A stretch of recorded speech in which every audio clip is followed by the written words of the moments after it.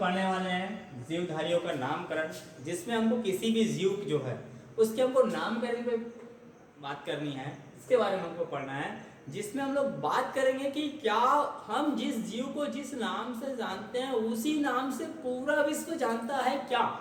ठीक है, तो हम लोग देखते हैं कि कई सारे ऐसे चीजें होती है, कई सारे ऐसे जीव होते हैं जिसको हम किसी और नाम से जानते हैं, कहीं और चले गए तो उसी जीव को, उसी एनिमल या उसी प्लांट को कोई दूसरे नाम से जानता है। ठीक है, तब हम वहां पे आश्चर्यचकित रह जाते हैं या हमारी ज्ञान वहां पे नीचे आ जाती है यदि हम उसको उस नाम से नहीं जान पा रहे होते हैं। तो इसको वैज्ञानिकों ने इस समस्याओं से समझने, ठीक है, बचने के लिए, इन समस्याओं से बचने के लिए इसका नामकरण अपनाया, जिसके माध्यम से जब हम किसी जीव जाति का यदि नाम रखते हैं तो वो पूरे अंतरराष्ट्रीय लेवल पे नाम रखा जाता है। ठीक है, अंतरराष्ट्रीय लेवल पे नाम रखा जाता है, जिसको हम कहीं पे भी जाए तो वो उसी नाम से जाना जाएगा। आपके डोंगरगढ़ डिस्ट्रिक्ट लेवल पे, स्टेट लेवल या इंडिया लेवल पे बात नहीं कर रहा हूँ, पूरा स्टेट, ठीक है, ऑल इंडिया लेवल पे के साथ साथ पूरे अंतरराष्ट्रीय लेवल पे उसी नाम से ही जाना जाएगा। आप यदि यहाँ पे मनुष्य को होमोसेपियंस बोलते हो तो ऑस्ट्रेलिया में भी वहाँ पे होमोसेपियंस के नाम से ही जाना जाएगा, इंग्लैंड जाओ कहीं भी चले जाओ होमोसेपियंस के नाम से ही जाना जाएगा। ठीक है, तो इस प्रकार से देखा गया तो उसमें दो प्रकार की पद्धति आई। इसमें से पहला आता है द्विनामकरण पद्धति, पहला था द्विनामकरण पद्धति और दूसरा आने वाले है त्रिनामकरण पद्धति। ठीक है, ये द्विनामकरण पद्धति के साथ साथ क्या है आगे त्रिनामकरण पद्धति, जिसमें हमको यहाँ पे पढ़ना है द्विनामकरण पद्धति के बारे में। ठीक है, चलिए द्विनामकरण पद्धति के बारे में पढ़ना है, तो जिसमें इसको सबसे पहले दिया था कैरोलस लिनियस ने।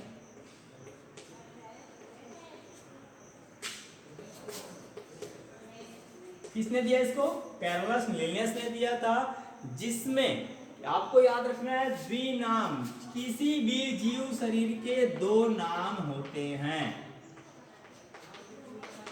ठीक है, पहला प्रथम नाम जो होने वाला है वो वंश नाम होता है। ठीक है, और जो दूसरा होने वाला है वो किसके लिए था? जाति के लिए था। इस बात को हमको याद रखना है। देने वाला वैज्ञानिक कौन है? कैरोलस लिनियस है। अब हम नामकरण, द्विनामकरण के नियम जो पढ़ने वाले हैं उसकी बात करते हैं। पहला नियम में फिर से वही आपको फोकस करना है, याद रखना है, नियम की बात कर रहा हूं। क्या होना चाहिए? तो यहाँ पे किसी भी जीवधारियों के नामकरण में कितने नाम, ठीक है, दिया गया है, तो कितने नाम से दिया जाता है? दो नाम होते हैं।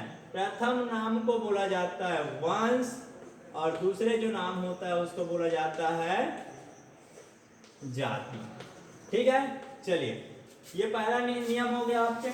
दूसरे नियम की बात करता हूं, तो किसी भी जीव शरीर का जब हम नाम लिखते हैं तो पहला अक्षर, वंश का जो पहला अक्षर होता है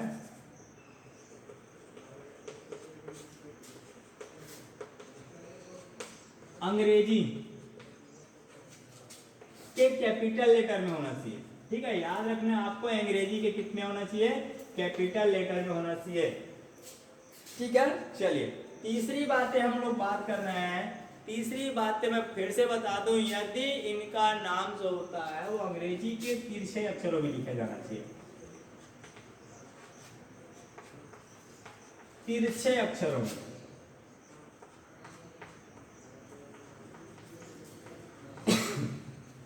चौथे की बात करता हूँ, फिर से आपको बता देना है, आपको तो लिखना है, समझ में आ गया है, वहां पे वंश होता है और जाति होता है, लेकिन आपको बताना है पहला नाम जो होगा, पहला, ठीक है, तो सामने वंश को लिखा जाएगा, वह बाद में किसको लिखा जाता है? तथा जाति। ठीक है, तो इस प्रकार से आपको 3-4 सिस्टम जो मिलेंगे जिसके माध्यम से आपको नामांकन करना है।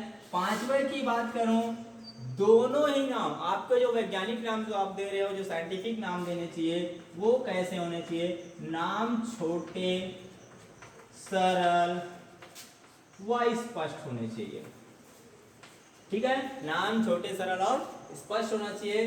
जैसे मैं बोल रहा हूं वंश, होमो सेपियंस, एक एग्जांपल लेते हैं, मान के चलो मनुष्य का। ठीक है। मनुष्य का वर्गीकरण मैं आपने पिछले वीडियो में पढ़ा चुका हूं ऑलरेडी। इसका वैज्ञानिक नाम है होमो सेपियंस।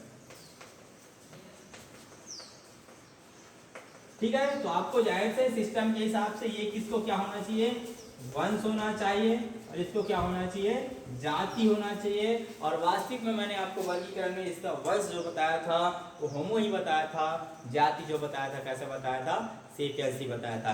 इस प्रकार आपको बहुत सारे आप 11th क्लास में पढ़ रहे हो, 11th में आपने अपना कदम रखा हुआ है, तो बहुत सारे जीव जंतुओं का आपको वैज्ञानिक नाम याद रखना पड़ेगा।